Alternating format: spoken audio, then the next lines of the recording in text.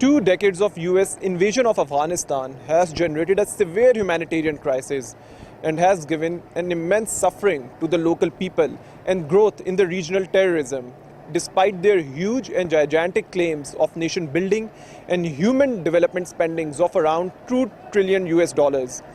Now the Afghans just want peace and stability in their country, with absolutely no foreign interference and only the support from the international community in the reconstruction of Afghanistan.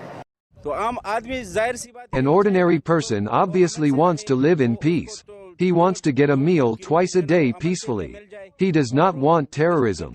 He does not want his peace to be destroyed. Up till now, the Taliban has taken positive steps. The importance given by the Taliban to education and employment is all necessary for development.